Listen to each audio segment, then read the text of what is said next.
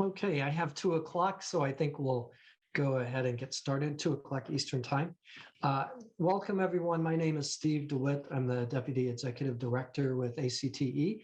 We are glad you joined us today for the first in a series of Teach CTE webinars that will be running over the course of the next 6 months or so.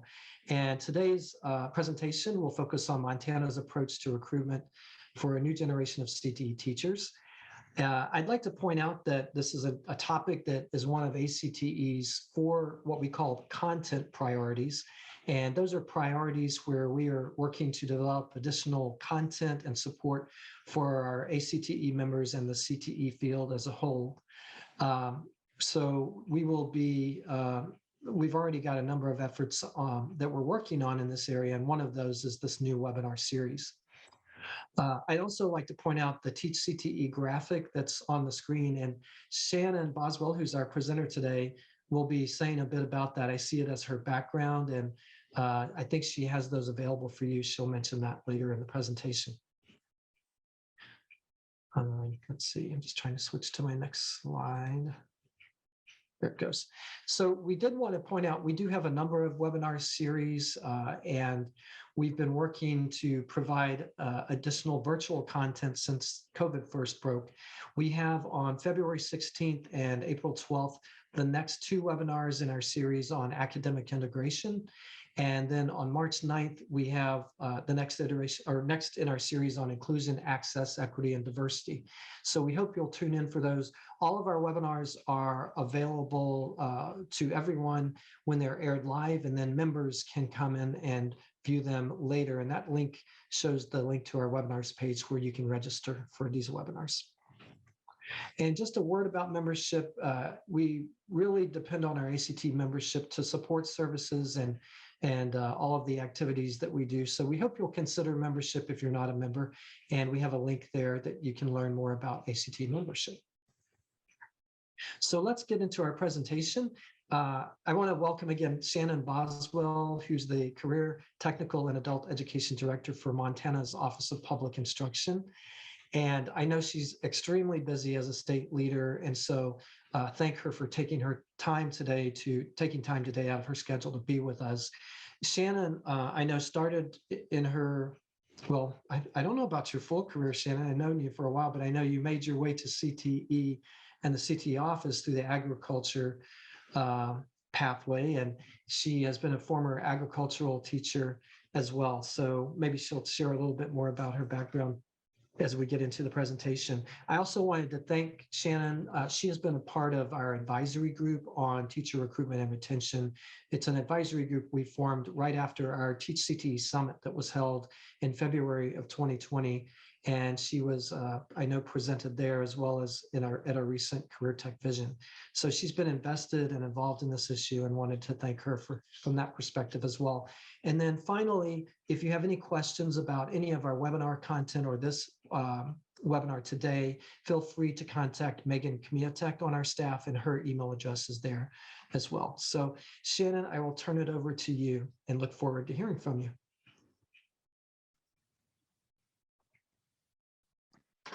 Thanks, Steve. It's great to join everyone. I did want to share just a little bit of my background. So I did teach high school agriculture for 13 years in West Virginia before making the big move to Big Sky Country here in Montana, where I started on our staff as the agricultural education specialist, working with the Teach Ag initiative, and then kind of transitioned up the ranks to a transition specialist, working with dual credit and work-based learning, and now the director of career, technical, and adult education. So teacher recruitment and retention has been a passion of mine for a very long time, through my involvement as a teacher with our state association and ACTE, as well as working with our universities and here in Montana, and working with the partnerships that we've developed. So feel free to jump in with any questions, but we will get started and hopefully keep you guys on time. So our Teach CTE Day has kind of morphed from a few different things, but we really focus on agriculture, business, extension, family consumer sciences, and industrial technology. You'll notice that our health science position is not listed there, and that's just because we do not have a teacher teacher educator program here in Montana for that particular area. So our efforts started in ag in 2015 here in Montana, with a lot of recruitment happening from our Montana State University staff at regional and state agriculture conferences, trying to get students interested in becoming ag ed students at the university. I came on staff in 2017, and we decided we were going to host an inaugural Teach Ag Day to bring students to campus and really get an idea of what the program and the campus life was like. So we set that up in the fall of 2017, with a follow-up activity being a signing day at the spring conference in 2018. And then in 2019, so we also did a Teach Ag Day in 2018. 2019, we decided to start transitioning that to a Teach CTE, because agriculture is not the only area with deficits in teachers and teacher preparation. So we started incorporating Teach CTE Day to include as many students as we could. And this was an on-campus event. And then again, we still had the signing day there in the spring. Obviously with COVID, we've had some disruptions and we've had to alter our plans. So we still have been able to maintain some signing day activities in ag ed, whether that was virtual or in person. And then our plan this year is to still do something a little more virtual. It's going to be Teacher in a Box, and I'm going to tell you a little bit more about that as we dig into this presentation.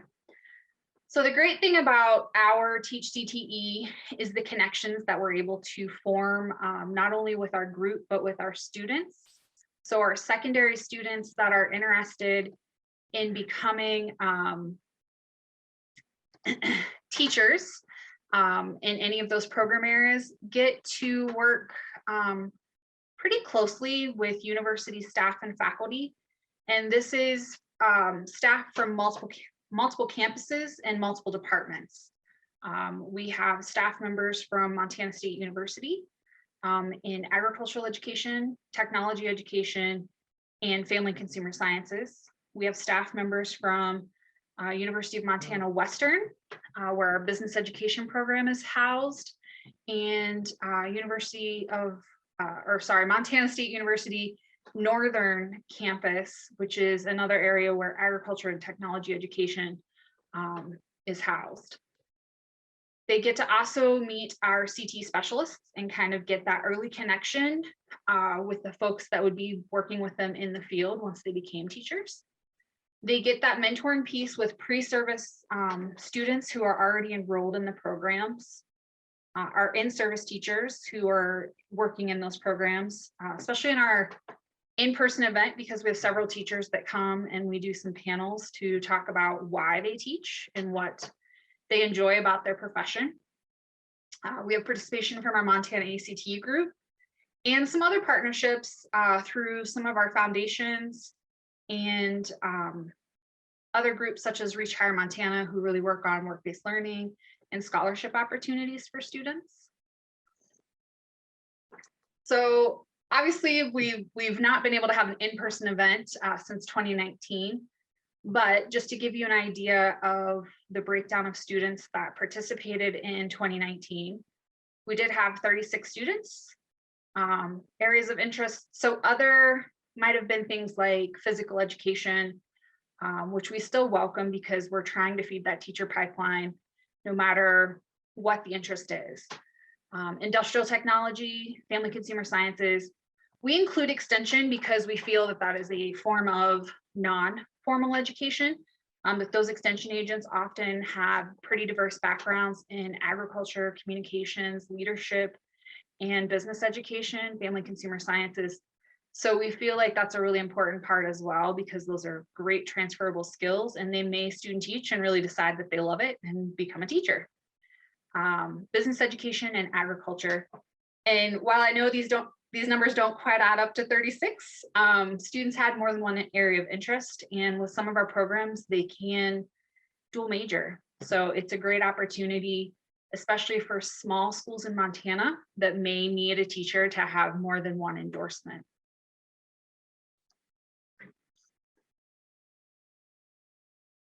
So just some follow-ups. We did ask students to do a follow-up after our Teach CTE day, just to see if they gained anything from the day and understanding what it's like to become an educator.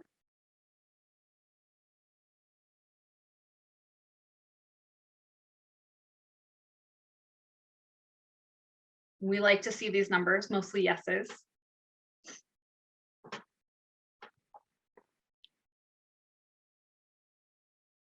So just to give you an idea, I'm going to back up here.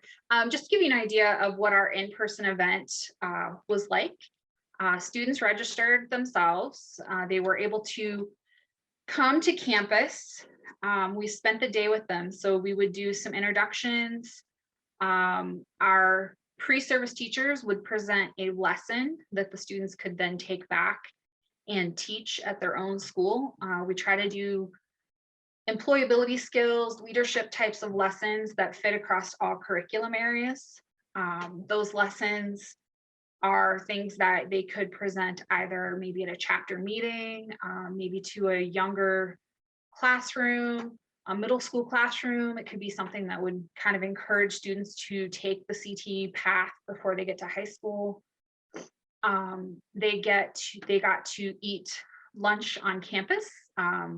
MSU has a really great farm to table program, and so it's a lot of local foods, a really great dining hall. They got that experience. They get to interact with the pre-service teachers and the college staff, those CTSO directors. And then we have a teacher panel to talk a little bit about why they got into teaching and what they love about their job. I think it's really easy for students to hear some of the negatives, so it's really great for them to hear the positives from the profession. And then we send them home with some items, some lessons, things that we ask them to follow up on. We encourage them to share what they're teaching and do some drawings for those students that follow up with the post survey and some pictures from their lessons. So our current and future plans for Teach CTE, we have expanded our collaborative just a little bit, making sure that we have faculty from all of our areas at our campuses and our CTSO directors, because we feel those directors are really important in helping share the message. They can get the information out to students. They can incorporate little things through their conferences. One thing we're really encouraging this year is signing days or some type of recognition activity at all of the spring leadership conferences, just to recognize those students who are interested in going into education. This year, our virtual event is Teacher in a Box. We actually have registration out right now for students to register. We're going to send out 50 boxes, and they're going to have materials from all of the universities.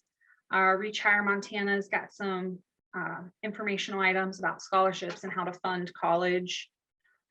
We will have a virtual folder for them of lesson plans, logos, different items that they'll be able to use to teach their lessons, and or do a bulletin board to promote CTE.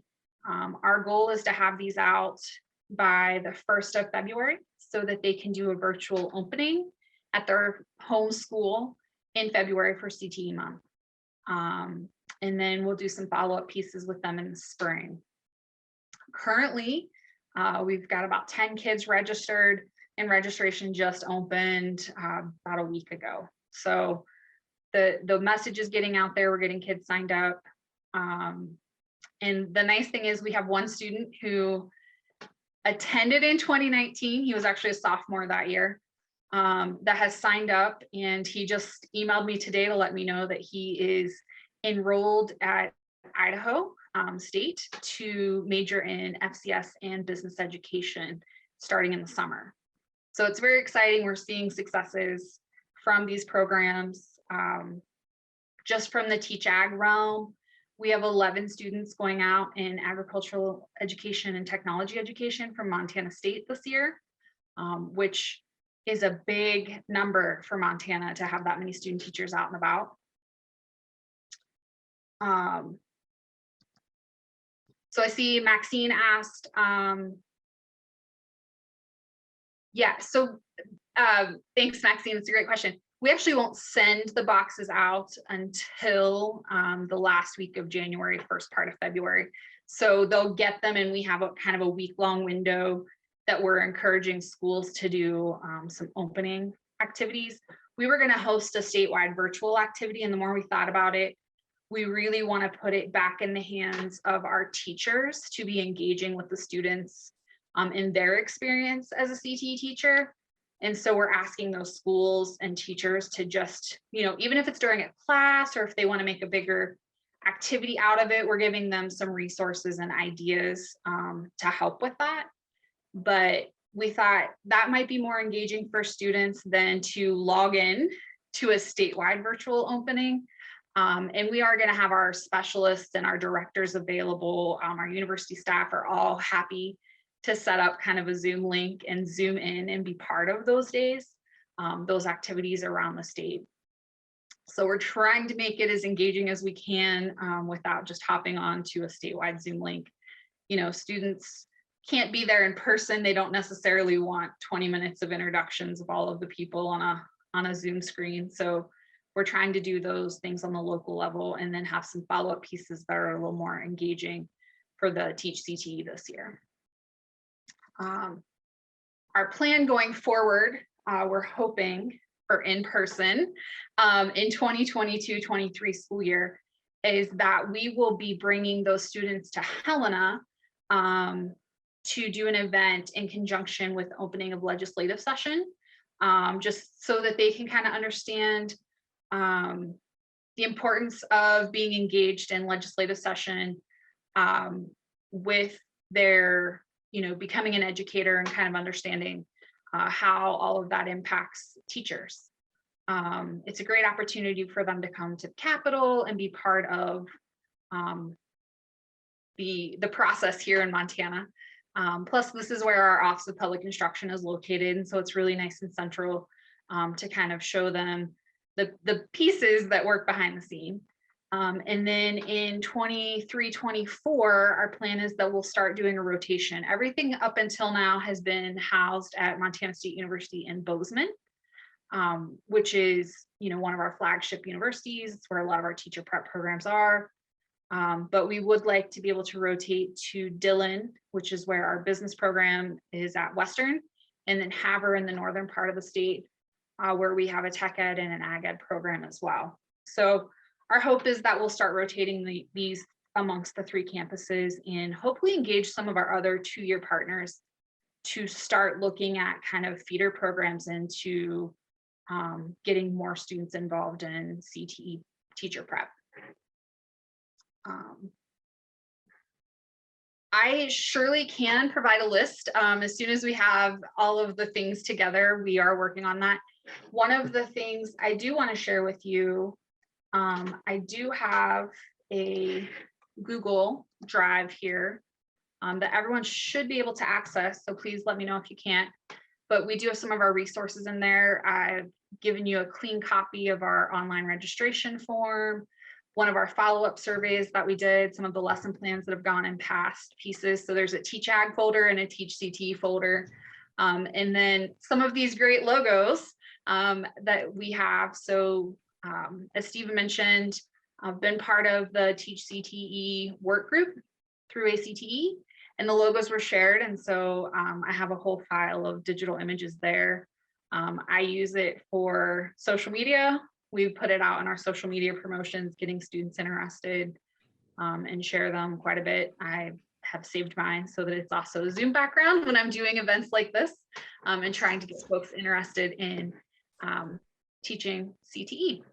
So I know that was really fast. I would be happy to entertain any questions of what we're doing. There was one question in the box, and maybe you addressed it, but it was asking about the contents in the box. Oh, maybe I'm sorry, maybe I'm misreading it, but yeah, the list of contents in the box, is that something you could walk us through Yeah, so our again? boxes this year, we're going to try to keep them light, obviously, with shipping and everything, but there's promotional materials from all of the colleges. So some of the things that they have sent me, I've got lanyards, some pendants, pens, pencils, some of their materials. Each of the colleges, once we have our registration, are going to do a tailored welcome letter to the student to encourage them, obviously thank them for being part of the program. So they'll have a letter from each of our 3 colleges that are participating. And then we're doing everything else kind of digital. So we're going to print off a QR that's going to take them to their digital folder that will have logos for anything CTE related. So it might be, their CTSO, it could be these Teach CTE logos, anything that they might want to use for presentations, as well as their electronic lesson plans, and any materials that they need to present their lesson. Most of the lessons we're looking at this year are more leadership based and communications. And I think, yes, I know that I have put the lessons in. Right now they are case agricultural education leadership lessons, but we're going to kind of make those a little bit more across the board for everyone. We're going to pull out the ag pieces and just make them CTE based so that they relate to anyone, but they're just communication lessons and leadership that we thought would be pretty effective for this year, especially realizing, a lot of students have had to be remote. They're missing out on some of those pieces that they haven't got to do a lot of in-person events in the last 2 years. So hoping to engage that communication factor a little bit more for them. I think oh, go ahead, sorry. Well, that's okay. I was going to ask also about the signing days. Yep. Do you involve media in that, or how does it work? We have in the past. We have, invited them to attend, obviously, if they're able to come to national or to state convention. The biggest one that we've done in the ag ed sector was at our 2018 conference. We had our state superintendent there to be part of that, the university representatives. So what we would do for ag is we had about 15 minutes during the program that we would bring the student, their parent if they were there, and their teacher, because we wanted to recognize that it's kind of a partnership of all of those folks that are encouraging these students to become teachers. We did it just like a sports signing day. We had a table, ball cap, for the university. They would sign their letter of intent that they wanted to become a teacher, get some pictures. We got a great group photo of everyone with superintendent afterwards. And we do ask for, students to sign our release forms so that we can use those images, but we've done some promotional material with that and getting press releases out there. They're becoming more and more of an event, not necessarily just for teaching, but we have a lot of really good communities doing some apprenticeship and CTE signing days for students that are going into these apprenticeship programs and things as well. So we're a state that really promotes career and technical education. So it's really good to see all of these events getting some good media. Thank you. And I see another question that just popped up about the marketing to students. Great question. So for me, the first year of being new to Montana and trying to kick off a Teach Ag event, I put it out on my own social media. We pushed it out through our communication avenues here at the OPI, our monthly newsletter, different folks, sharing it with teachers and asking them to share it forward, our educational partners and foundations. And in that first year, we had about 25 students sign up, which was kind of our max. We in person take a few less students just because of space and availability. That's why we were excited, to do something virtual and expand it out to 50 students. Teachers, when we promoted it, was not that they had to bring their student, because we wanted to treat it like a campus visit, that if they wanted to come with their student, they absolutely could, but that it was up to the student and the parent to figure out how that student got to campus. We tried to pick days like a Monday where it's a little bit easier because we're a rather large state. And so they would have Sunday to drive and be able to be there. And it also kept us off of most sports for those students to be able to participate. But that first year we had several teachers that brought students. The first year that we did teach CTE and we opened it up to all areas, we had an ag teacher that brought his IT teacher with him, and they brought students from both areas. And it wasn't that the IT teacher came kicking and screaming, but he just was a little bit reluctant. But once he came, he was like, I will have kids at this every year. This is a fantastic opportunity. So once they got to see the engagement and be part of it, it's kind of sold itself. I mean, honestly, I hate that the pandemic hit because we lost a lot of momentum, but our teachers are really on board and supportive because they see the need. They know that it's really important that we don't have our programs if we don't have teachers. Can I also ask you, I saw one of your slides talked about the Teach CTE Collaborative Committee. Mm-hmm. How did you form and pick the people for that, and what do they do?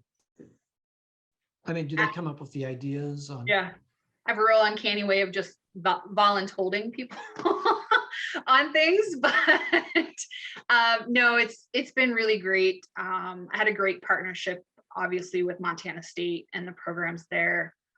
And so it was just really a natural reach. And then once, our CTE specialists reached out to their partnerships with Northern and Western, these folks are more than happy to be part of this group for a couple of reasons. One, they also see the need, but two, their programs don't exist without enrollment. And so it's really important for us to all work together. And I think that's been the great thing, because they're not all part of the same university system, that, we've kind of all said, it's one of those, you set your boundaries aside and we work together, because it's really important for us to be able to feed the pipeline here in Montana and serve all students, that we get students in all of these different programs.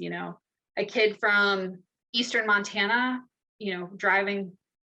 coming all the way to Bozeman might be too much of a change for them, but going to Northern and getting started might be an easier transition. And so we really try to make sure that we're working with all of those partners.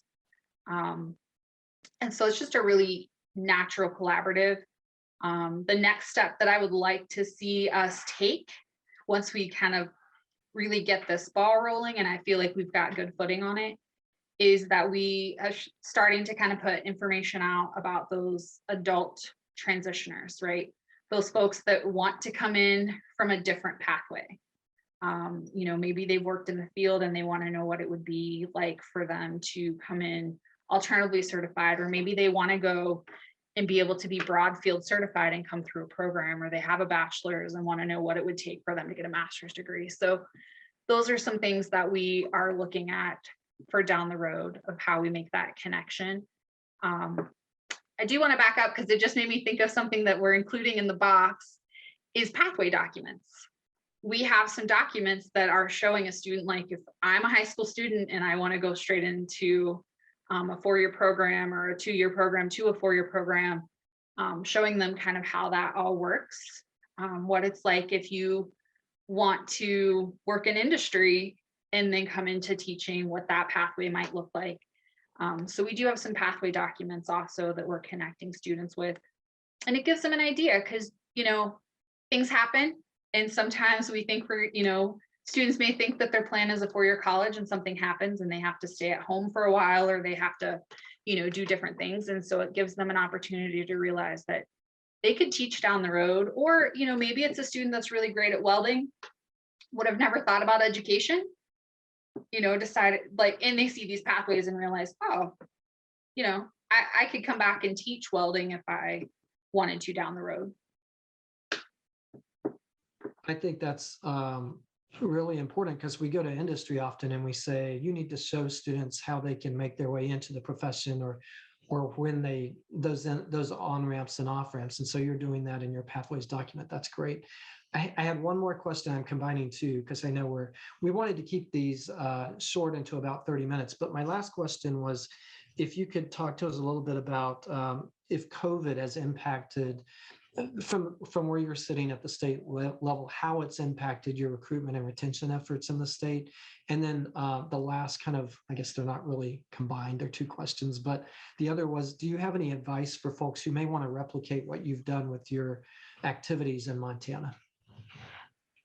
Yeah. COVID has been very interesting here in Montana. You know, I think across the board, we're all seeing some issues with retention and recruitment of teachers. We've had quite a few teachers that went ahead and decided to retire, you know, over the last 2 years that might have stuck around a little longer had we been under kind of quote unquote normal teaching.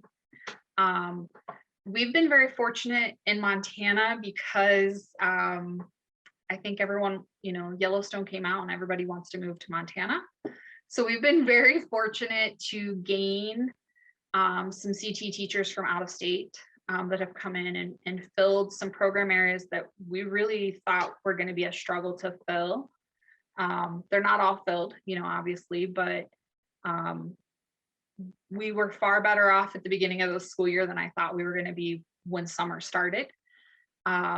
So that has been a blessing to us to be able to have people in those fields. I think the other thing that will help us down the road is we have some interesting licensure pieces that I think with some rewrites are going to ease up here in the next couple of years, which I think will be good. Not necessarily to water down credentialing, but make the reciprocity a little bit easier from other states and other programs. So that's helpful for us in CTE and teacher education all across the state. But as far as recruitment, you know, I know enrollment numbers have been drastically down. I think last fall in 2020-21 school year, we had one student starting in the teacher prep program at MSU for Ag Ed and one for Tech Ed, which was drastically low compared to what we have been seeing trend. Numbers are up this year, obviously, but that was pretty scary to think about just one student coming into a teacher prep program. I don't know if I shared this, but I do want to say that we are starting to see the benefits of these programs because, like I said, we have 11 student teachers coming out in Ag and Tech Ed from MSU, which is a pretty good size class. The other side of the question, sorry, step back to what was question two? Yeah, I'm sorry, I threw two at you. The other was really lessons learned and what you would, if someone wanted to replicate what you're doing with your activities in Montana, what advice would you give them? Where to start, maybe? Yeah, my biggest piece of advice is just to get some folks together in the room and talk about what your needs are and how you can get started. The big thing is just get started. You know, it seems like a big task, but I started, we met in July or August and had an event by September. You know, I was like, we got to just get something going. And so that first initial Teach Ag event, we had about 6 weeks from, you know, conceptualization to actually implementing the event. So, you know, you learn a lot of things and it's one of those, you just got to dig in there and get started because you can always improve the process, but if you sit to wait and make it perfect, you'll take forever to make it happen. So I think that's the biggest thing is just getting going. You know, get something that engages students and really promotes the profession because if you paid any attention to any kind of news story, it's a hard profession right now. People are, you know, it was prior to the pandemic and it's even harder to sometimes see the good in what we're doing. And so it's really important to remind our students, but also our educators, that what they're doing matters. And so these are the types of activities sometimes that fill their bucket as well. Well, I want to thank you, Shannon. Thanks for sharing your knowledge and experiences. I also just wanted to note, for those of you that may not know, I'm guessing Shannon pulled from her ag background. Teach Ag Day has been part of the National Association of Agricultural Educators kind of activities that they've had. Am I right about that, Shannon, that you pulled from there? Yeah. And they've done a great job with it. So thanks to Ellen Thompson-Peschel, who's worked with us on kind of building our expertise and knowledge about what activities they do. And we're stealing some of those ideas ourselves. I also wanted to ask if anybody has a particular content piece they'd like to see us feature on this webinar series. We'd love to hear from you. And we do have a blog series for any of our members who are interested in writing. Shannon mentioned the need to share those positive stories about CTE, and that's what our blog series is focused on in our Educators in Action blog. So if any of those things sound of interest, please contact me. I'll post my email address here in the chat as well. And I wanted to thank Shannon once again. We appreciate your time, and I'll see you soon, I hope. Absolutely. And don't hesitate to reach out if any of you have questions. My email is in the chat, so happy to help out. Great. Thanks for joining today, everyone. Have a good day.